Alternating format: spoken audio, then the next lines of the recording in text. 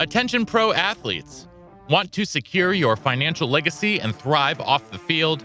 Oakbridge Wealth Management, led by wealth manager Chris Anicetti, is your dedicated financial planning ally. But don't take it from me. Take it from the Dallas Cowboys' Tyler Biadasz. He says, Chris set goals financially and has been incredibly impactful in my journey in the NFL. Experience our customized, comprehensive approach, trusted by top NFL players. Don't leave your financial success to chance. Connect with Chris on Instagram at OakbridgeWM_Anicetti. That's OakbridgeWM_ANICETE, and let Oakbridge Wealth Management guide you across the goal line. First sheet again, big opening, pass 5, pass 10, Vermont's a man, and he goes all the way to the 15-yard line. 17 yards on the Derek. Welcome back to Believe in Badgers on the Believe Network, presented by BetOnline.ag and Oakbridge Wealth Management. Once again, I'm Matt Perkins, and thank you for tuning in. We are here for part 2 of our 5-part scouting special with Clint Cosgrove. And today we are taking a look at the big boys, the offensive and defensive linemen from the prep class of 2024 for the Badgers. So we're going to hop right into the tape here with Clint in just a second. But before we do, want to remind everyone that we are presented by BetOnline.ag, where they continue to be your number one source for all of your online sports wagering needs. You name it, they've got it over there at BetOnline. Head on over to the website or use your mobile device to sign up today and receive a 50% welcome bonus on your first deposit with our promo code BELIEVE. That's BLEAV. BetOnline, where the game starts. All right. I know everyone here is ready for part 2. Part 2, we're breaking down the big boys. That's offensive and defensive linemen. And we are going to start with an all-American left tackle from Pennsylvania who, Clint, one of our biggest, Bernie, I've stolen this line from you so many times from this past year. What was the issue with the Badgers offense this past year? They started 5 right tackles, basically, on the offensive line. Somebody told me that. Well, you told it to me. Okay. So as far as I'm concerned, it's your line. 5 right tackles is not the grouping you really want. No. Ohio State does it. Yeah. Well, guess what? Wisconsin's not going to have to worry about that with Kevin Haywood because, gents, he is not, gentlemen, he is not he's not your old school right tackle. He is an athletic freak, Clint. Yeah, I mean, he is a massive human being, and look how violent he is. He wants to take your soul out of you, okay? And the thing you love about him is you don't see a lot of guys with his frame at this age with twitch. You're going to see him slap people out of the frame. You're going to see him take souls. His body control is way ahead of schedule, and the upside is limitless. As he progresses, continues to grow into his frame, he's going to get some better bend. That's the thing you kind of worry about right now with these really tall guys who are still developing that body control, because it's almost impossible. I mean, you've seen him kill guys, but when they get in space, or if they get an athletic pass rusher, how are they going to settle down in their base and be able to move laterally? I think he's ahead of schedule like that. He's going to get better bend as he grows into it. I think we'll have a better idea of his floor once he gets in the program, but I just absolutely love him. I love the way you're going to see him on some of these clips. The way he can flip his hips at this stage of his development is absolutely insane. This is a guy who you could see being a first rounder. This is a guy who, if he doesn't progress much, maybe you never hear of him, but I just absolutely love the upside. And when you're going for an offensive tackle, especially one that's not from Wisconsin, I mean, you expect your Wisconsin kids to be upside plays. Pennsylvania, that's where he's from, right? Oh, yeah. Yeah. PA offensive linemen, they got similar upside. They're a little more coal miner-ish. They're ready to beat your ass a little more. The Wisconsin kids are Wisconsin nice, and they grow into that. But I just love what I see from them. I think that you talk about an offensive lineman with a ceiling. His ceiling is unbelievable, kind of like Stex in that sense, where he is your prototype of what you see in the NFL if it all comes together. And I think it can all come together. You don't necessarily think of a guy like him in this offense, but he has that athletic ability. And the way he just swats guys like flies out of the picture and then takes the soul out of them on those wham blocks, you just got to love him. Like, he's meant to be at Wisconsin. Yeah, I mean, with that frame, he's 6'7", but he moves so incredibly well for someone who's 6'7", Bernie. This guy is like a combination of Gravedigger, the monster truck, and like the Undertaker, the wrestling star. Like, he will literally. First off, his pad level's not so bad for a six. No. What is he? 6'7", 6'9"? 6'7". Dude, his pad level's not so bad, but he explodes through contact, and that is scary. He's not literally hitting and stopping. He is not he's like if you ever saw like a Mack truck hit like a Volkswagen Beetle, like there's anything, like he literally is not stopping on contact. It's the violence is beautiful. As we talk about football, and man, that you can't teach. That stuff is that's once again God-given. You can't teach that. It's funny. I can't put him as like a right tackle, but there was one guy on our team who reminded me of him. Clint, I don't know if you remember this, but Dan Benning never stopped on contact. It was like the freakiest thing ever, because you get like 300 pounds up to speed and you don't stop on contact. You're going to literally, I thought he killed that first kid, and he got up. Dan was angry. I thought he killed him. Dan was angry. This kid looks angry. So I like angry people. Oh, you have to love them. I love angry offensive linemen. My recklessly high upside comp for him, Tony Baselli. If you remember, I love it. For the former Jaguars former number Jaguars one pick, wasn't he? Yeah, number one pick, and all of it, because he was also 6'7" with crazy athleticism, crazy athleticism for his size. I mean, I love the addition here. I love offensive linemen. Clint, we've talked about this a lot. I know Clint loves watching defensive backs and defensive back clips, and that's fine. Like, watching offensive linemen and running back highlights, to me, just gets me juiced. Like, it gets me going. And his tape is one of my favorite ones. He's going to be one bookend. The other bookend tackle from this class is going to be Derek Jensen, the big 6'7", 330-pounder, in-state Harlan, Wisconsin.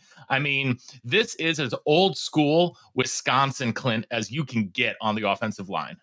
This is a large human being. Like, remember Al Johnson and Ben Johnson? Like, they were large, corn-fed Wisconsin, put 500, 600 pounds on the rack and just squat it out for fun. Like, this is the type of player he is. He is just a large human. He's got a chance to be an absolute mauler. He's in the mold of that old school, like you said, Wisconsin lineman. But you can't pass up on a kid like this from the state with this upside. You don't think of him as necessarily being a schematic fit in this offense, but the more you watch him and the way he's developed, like, he had the size when he was young, and you could tell that he had the athleticism, but would he grow into his body? And one of the biggest questions I had, could he really sit down, anchor down, and move laterally? And I think he answered all of those questions this season. I was very high on him. We had him as a Rivals 250 guy early. I was selling him.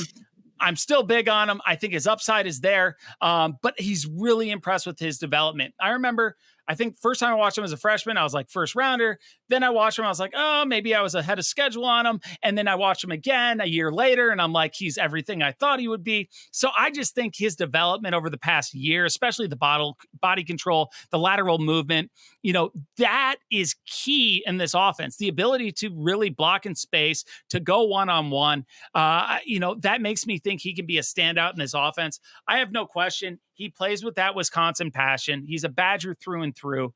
Arrowhead has put out some very good Wisconsin players.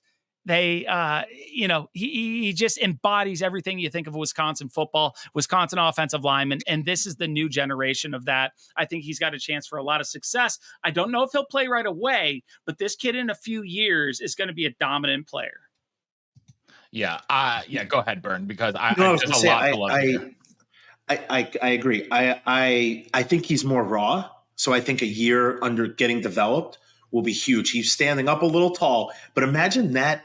I mean, his athleticism is still pretty good as he's standing up, gets a base under him. gets a base. He's a little choppy in his feet, but gets a base. Dude, he's going to and he's destroying kids in high school. And it's good talent he's playing against. Imagine a little bit of coaching. Just a little bit. He doesn't need a lot. A little bit of coaching. And this dude's literal next step is to be a starter. So once he figures that out, gets his pad level down, gets his legs a little bit better, dude, this guy is another monster that we need. And he looks like he loves to play. I just watched the film that we watched. He just looks like he loves to be a part of, like, to be out there and be hitting. And listen, you said Ben Johnson. I love Ben Johnson. He was an angry dude. If you can be close to Ben Johnson, the nicest guy off the field. Like he's your, like you'd want to give him a big bear hug. But and also you want him to be behind you at the bar no matter what, because he just looked very scary. But on the field, he was not a nice person.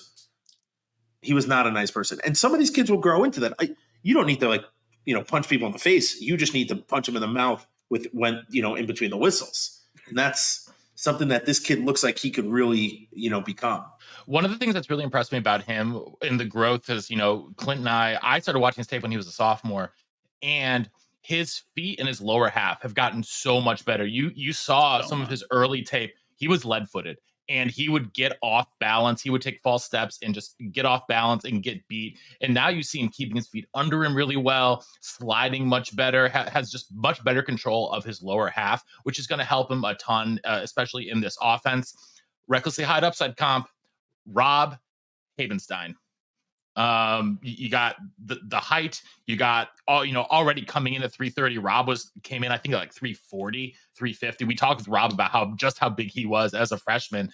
And, he's got the ability to just be that old school mauler right tackle who can also hold up and pass pro. And I think he's going to need a year or two of seasoning before he's ready. But luckily for the Badgers, right tackle is one of the positions that they have a little bit more depth at, with a returning starter who's got 2 more years of eligibility left for him. So it's going to be really interesting to see how he grows and develops. Speaking of development, our next guy, Colin Cubberly, out of the state of New York, he's kind of a swing prospect. He can play a little guard. He can play a little tackle. Out of LaGrangeville, New York. Bernie, I don't know. Is that down to your neck of the woods, LaGrangeville? I have no idea where LaGrangeville is. And I grew up. What neck are you talking about? Yeah, I don't have a neck. No, look, I have no idea where that is. I actually do. I know what high school he went to. By the way, I'm hearing great things. Everyone's like, yo, Wisconsin got this guy, from upstate. He's going to be awesome. Yeah. So I'm excited just from what other people are telling me. I love when we get New York people, obviously. But, man, this kid plays New York football, man. He's going to maul people. He's going to, dominate. I already sent him how happy I was that he's coming to be a Badger. Listen, dude, this guy's, look at him. That's like 4 dudes he took out. Clint, what do you see out of him? He's another large human. I mean, you're looking at these kids. They're 6'6", 6'7", 300, 330, 295. And he's a thicker kid. He really is. And you kind of took the words out of my mouth, Perko, when you said kind of a swing guy. He's probably maybe a guard naturally, but I could see him playing, like, he has the ability to play all 5 spots on the line. He looks to have some nasty. He looks to, kind of take his game after the Hebrew Hammer, another New York legend. Just the way he plays, like he wants to take the life out of you. And I love it. You look at his arms and they're thick like other dudes' legs. And I can just see him locking into guys and putting them into the ground.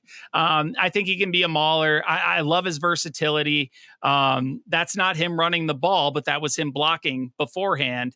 And he does have some athleticism and some ability to block in space, which you love, because for guys who are 6'6", blocking in space isn't always the greatest thing. See, he throws the guy out of the bar and then he wants to let him know that he had his girlfriend too, and he does it right there.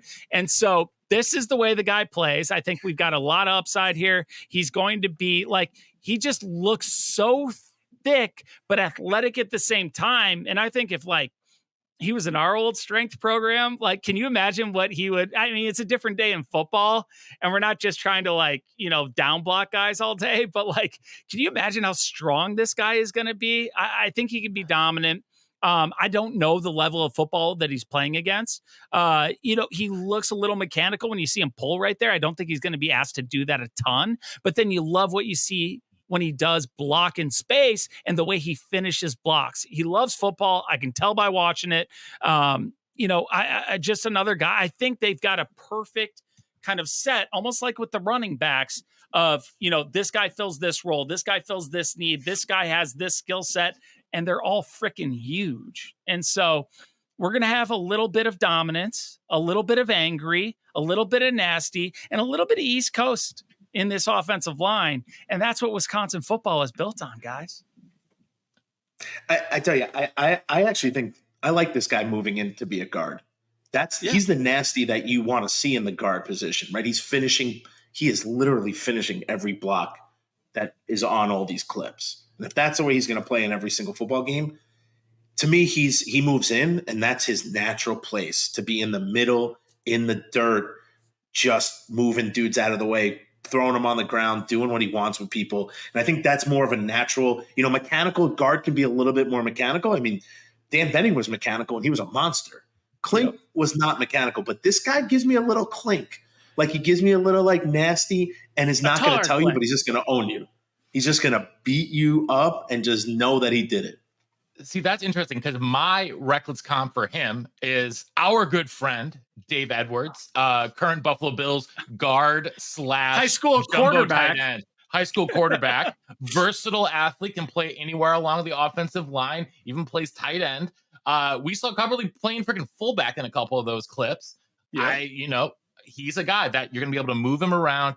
I see him ending up probably at right guard because I think the first two guys are tackles, and I think the next guy we're going to look at who might be the next. I love. You have a man crush on him. I have such a man crush on Emerson Mandel. It's not even funny. This guy, you might have thought those other guys were nasty and stuff like that. They cannot hold a candle to our man, Emerson Mandel out of New Brighton, Minnesota, Clint. Dude, Mandel, I absolutely love this kid. And, Perko, I know you have a man crush on him, and maybe I was influenced by that a little. But he is a guy in our last rankings meeting when I was with that old group that I was like, this guy has to move up. I absolutely love the kid. He is so athletic. He is nasty. Okay. He is a nasty player, but he's a technician. Okay. He plays wild, but in control, if that makes any sense. He has a controlled nastiness to him. And he plays a lot of tackle at the high school level just because he's the most athletic guy. But his body frame is built for an interior offensive lineman. He fires off the ball. He finishes blocks. He can work to the second level. He can block in space. He fires off the ball. He comes with bad intentions every single play. Minnesota kid. This is a big win. I think this is a kid who, if you talk about, the 6'7" guys, sometimes it takes a couple years for them to grow into that and be an everyday starter. An offensive line is a very hard position to play early, but the way he's built, that really stocky, fiery, nasty build, and just with the great mechanics and footwork, I think he's a guy who could potentially contribute early because of the way he is built. And I just love the way he plays. His film's phenomenal. He's gotten so much better over the past year. I didn't know it was possible for him to get that much better in a single year.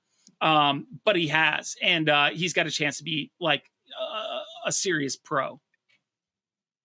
Yeah. And I mean, Bernie, one of the things I love, his body, his shoulders are so wide.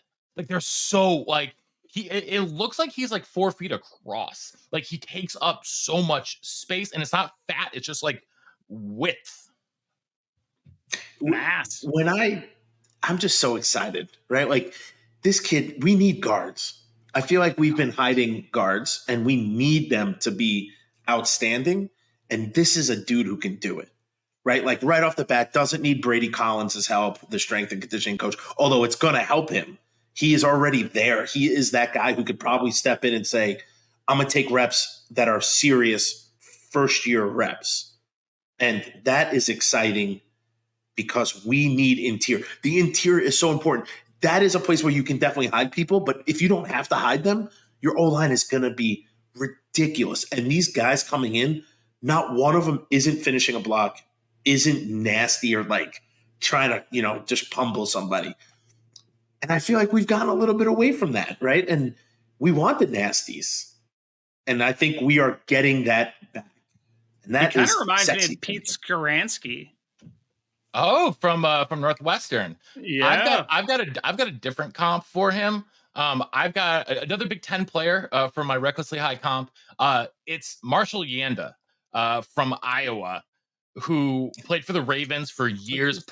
Was an All-Pro like a million times.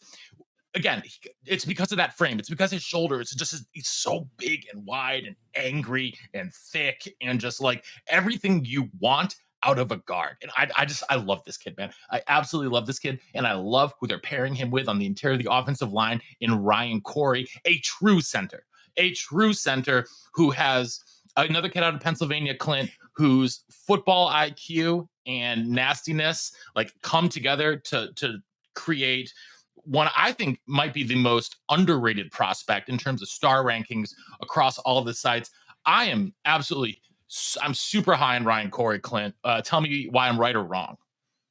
I think you're right. I don't know a ton about him. He wasn't from my area. I think I watched him for the third time today, so I didn't do a deep dive. But my notes literally say, look at him take the soul out of that dude. Like, come at me, bro. Like, that's what you need. My notes, I literally have write-ups on all these guys. I just have smart, tough, and nasty for Cory. That's what I have, and that's what you need to know about him.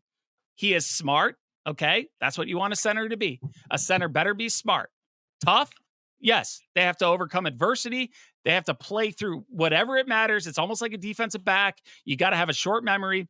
And nasty. You've got to be the guy who delivers the blow that moves the line of scrimmage. And these are all three categories that are important for a center. You talk about true center. I don't know how he snaps the ball. I don't know if he can snap the ball, but it looks like he could possibly do it.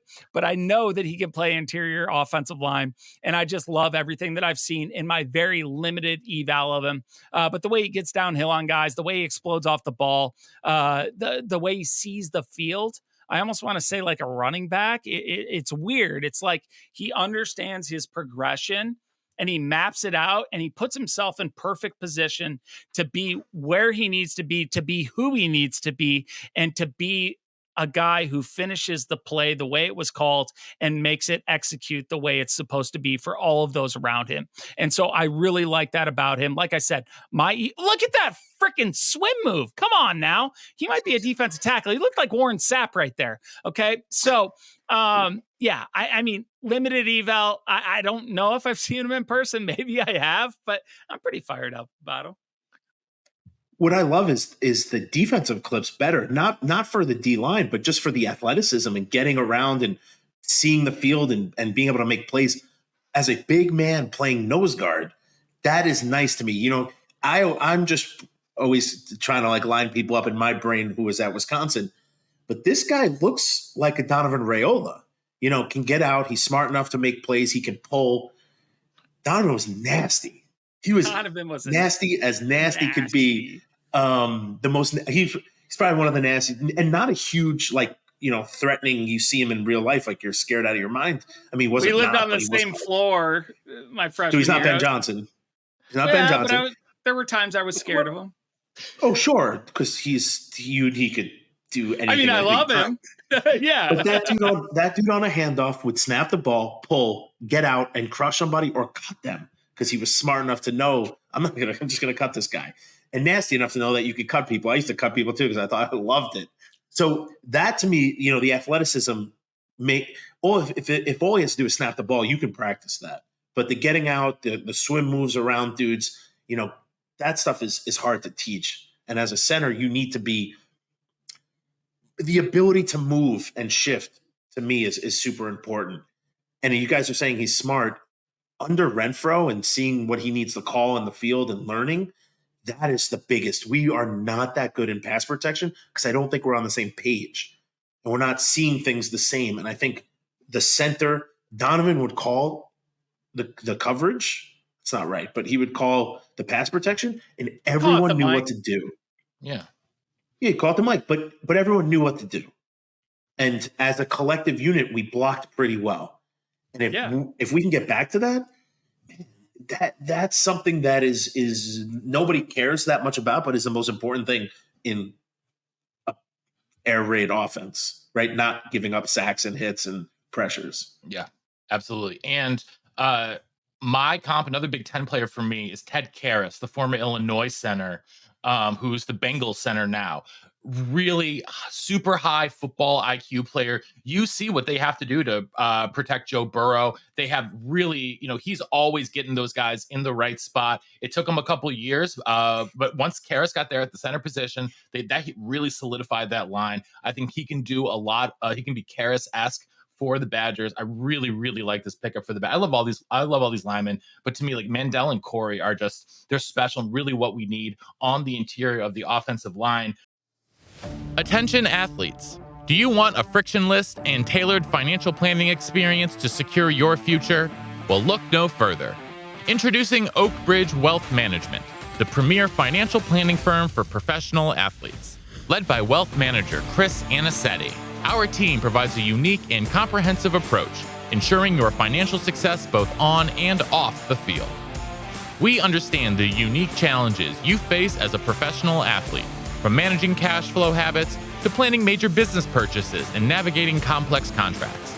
That's why we've developed a proven process, working closely with our strategic partners to provide seamless solutions for your unique financial journey. Our services evolve with your career, offering short, mid, and long-term goal setting, portfolio optimization, real estate investments, and more. As you transition to life beyond the field, we support you with career development and philanthropic ventures. But don't just take our word for it. Top NFL players like Chase Roulier, Tyler Biadasz, Alec Ingold, and more trust Oak Bridge Wealth Management to guide them towards financial success. Troy Dye of the Minnesota Vikings says, I really love the work that Chris and the rest of the Oak Bridge group do. I especially like the honesty and transparency when it comes to setting up financial goals and plans that best fit my needs and situation. It's time to elevate your financial game plan. Connect with Chris on Instagram at OakBridgeWM_Anicetti. That's OakBridgeWM_ANICETE. And join the winning team. Where the Badgers might desperately need most players, though, is on the interior of the defensive line. Defensive tackle was super thin for the Badgers this year, and they got a guy who, I like wrestlers playing defensive tackle. Well, Dillan Johnson is the #1 ranked heavyweight wrestler in high school in the entire country. And Clint, he's another kid from your neck of the woods. He's from Joliet, and he is strong. He is strong. So you know who else likes wrestlers? Who's that? A guy named Fickle. He loves wrestlers. He loves wrestlers. And when I talk with the recruiting staff, of course, after they sign, they don't comment beforehand, but they love him because of his ability on the mat. And then his upside. Like, this is a guy who's going to be able to eat up offensive linemen. We need to have that. I know there's a serious lack of pass rush this year, but in order to have a pass rush, you got to have guys who can eat up blockers. So not only can he do that, he can fight through double teams. He's going to push the line of scrimmage backwards. Now, here's an interesting thing. I don't know if this is true. I'm pretty sure it is, but I know way too much about some of these Illinois kids. But I think his older brother played at Missouri State and grew 4 inches. Dude didn't even start till he was like a senior in college and ends up being a draft pick because he grew 4 inches. Well, I'll tell you what, Dillan's way farther ahead than his brother was. And his brother was a very good player. I remember him. I scouted him. I went to his games. Dillan is a upside play. He's a high floor kid, I think, because of his ability to fight, his ability to not give up, everything that you embodies a wrestler. That short area nastiness, the way you have to fight when you don't want to, but you're going to, and you're going to deliver no matter what. And I think that's what we see from Dillan. He's going to have a little dancing bear to him, a little interior pass rush, but what he's going to do best, he's going to eat up blockers, he's going to slap you in the face and let you know that your girlfriend is going to be his if you don't play right. Okay. And that's what I love about Dillan. He is a wrestler. He's going to be nasty, nice guy off the field, but his upside is unlimited, especially if he grows like his brother. His brother did not literally grow until like halfway through college, played at Missouri State. I think he might have started at a D2 school. You'll love that because this kid is more talented than his brother was at the same stage by a pretty good amount. And in these clips, if he's not getting double teamed, he's getting off. I mean, he's strong enough. And with the wrestling skills, he's not getting blocked by one guy. That is important when you only have 3 down linemen and 5 O linemen, right? So I love that. He looks like, I'm not going to say his name right, Adonican Sue. What do you say that guy's name? Dominican Sue. And Dominican's freaking huge. He's huge, but this guy, the way he gets off the ball and the way he's fighting through double teams and getting double teamed reminds me of watching him play.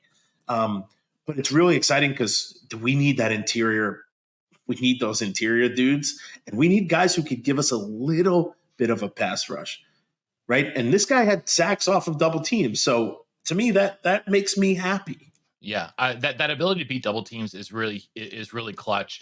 And is the reason why he has the most reckless of all of my reckless comps. Oh, I know where you're going with this. Aaron Donald. I didn't say that because Aaron I knew Donald. you would say it. Someone was saying it. Undersized, extraordinarily strong and quick defensive tackle, wrestling background, plays violently. I mean, like these are reckless comps. Do not expect these people to turn into that because that is giving them undue pressure. That's why I'm doing it and not letting you guys all do it yourselves. Let's stick on the defensive line. One of the first defensive line commit for the Badgers in this cycle, Hank Weber, out of my neck of the woods here, Brentwood, Tennessee, just south of Nashville, plays for Brentwood Academy, which is one of the powerhouse programs in the state of Tennessee, who actually had a terrible year this year and fired their head coach. But nonetheless, Hank Weber has a great frame, 6'4", 260 already, and is, he's the kind of end you need in a 3-3-5. Yeah, nothing says bad mofo like Brentwood Academy. But in all seriousness, they put out a lot of good players. I coached with a guy at Dartmouth who was one of our strength coaches who played at Brentwood Academy. He played linebacker at Alabama, was a player, was a dude. They put out a lot of good players. They have other good players on the team. This is a production. It's a factory of guys who go on to be successful. But the thing that I love about Weber, he's big, he's strong, he's physical, and he's a perfect scheme fit. Okay. So he's going to be able to hold the edge and he's going to be able to defeat blocks with power. And he doesn't necessarily look like a killer as a pass rusher. And I know everybody's going to be like, we need pass rushers. We need pass rushers because of the lack of pass rush, right? But he is extremely disruptive. He moves the line of scrimmage. He is strong. He is physical. And then when you watch the film, and if you really look at the intricacies of it, see right there, when he comes out, when he comes out of a block, right?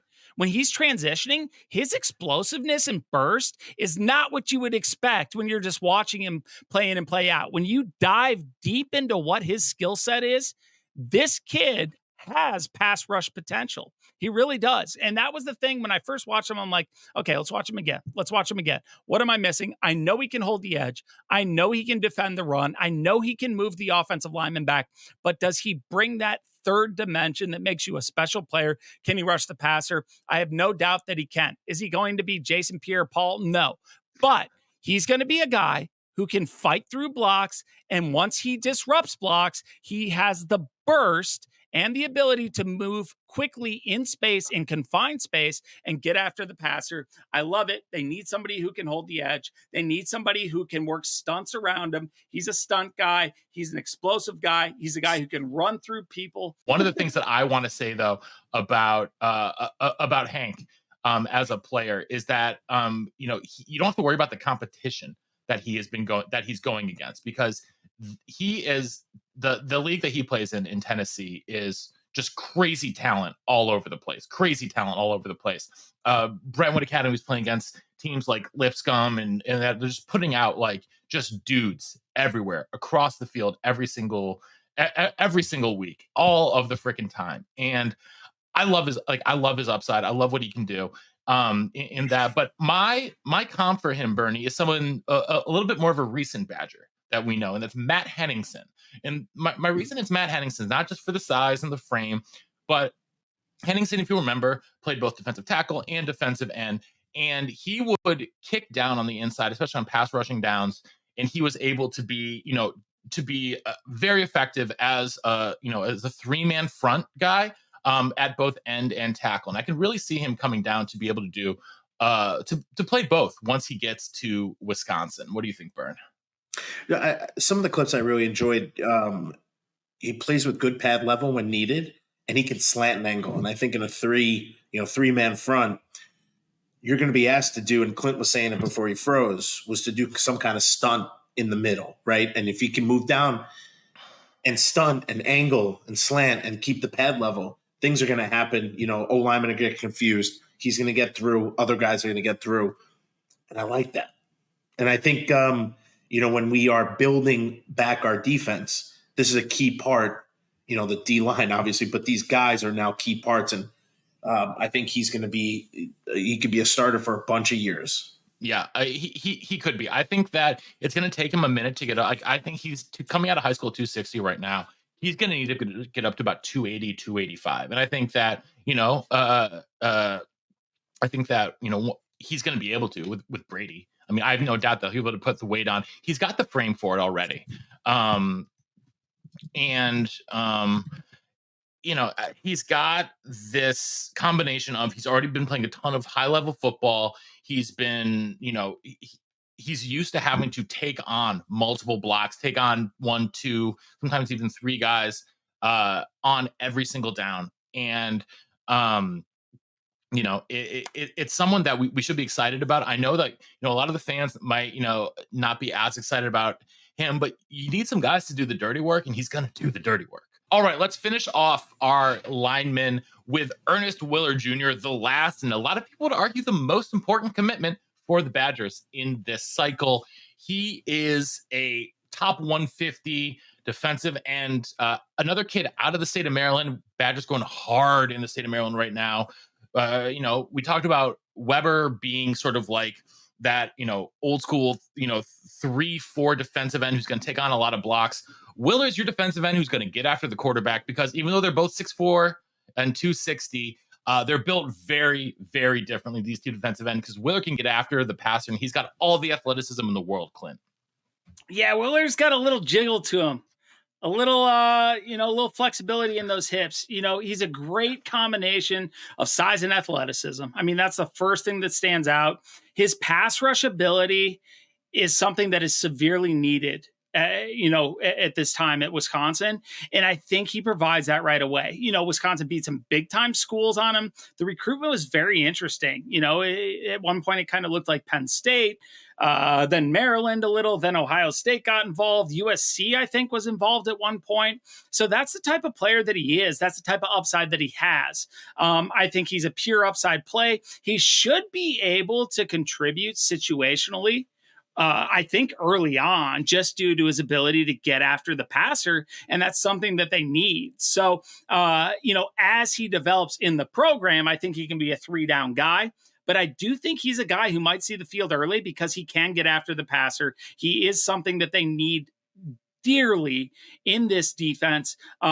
He's going to provide a different dynamic that they didn't really have this year. And I think he can be a dominant 3-down player with development. Upside's unlimited. Look at him right there, come off the ball, redirect, stick his foot in the ground.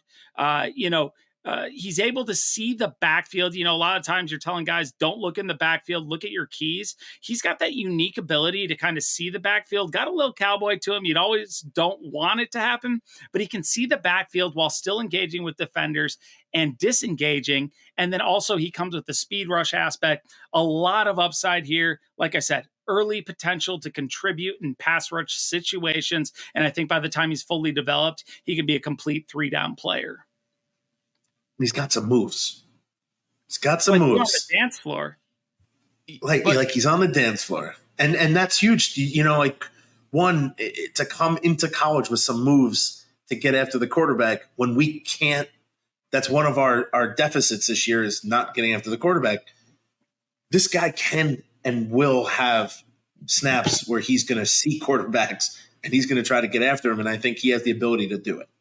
Yeah. And one of the things I actually like about him is that he's still pretty raw as a player. Like his technique, not super refined yet. He's winning with athleticism at the high school level, which in some ways is really good because you can teach that. You can teach the technique. You know, I mean, come on. We've been on with Scruggs, Bernie. You know, we know that he can teach. We know that he's going to get him and get the most out of him. But the fact that he's just winning with athleticism at the high school level makes him even more higher potential at the college level. Recklessly high comp, Bradley Chubb, former Bronco, now Dolphins, who's played a little bit of outside linebacker, a lot of defensive end, about that same, 6'4", 275 is what he's listed at in the pros. I see that being about the size that Ernest Willor Jr. has, once he gets up to speed. But, he could be a situational pass rusher as a freshman, turning into a true 3-down player by the time he's a sophomore. I love this kid. I absolutely love this kid. So that's it for part 2 with our the big boy episode, as we're calling it. Thanks for tuning in to Believe in Badgers on the Believe Network, presented by betonline.ag and Oak Bridge Wealth Management. We'll be back for part 3 very soon, talking some back 7 players on the defense with our favorite defensive backfield guru, Clint Cosgrove. Thanks for tuning in, everyone. Until next time, on Wisconsin. On Wisconsin.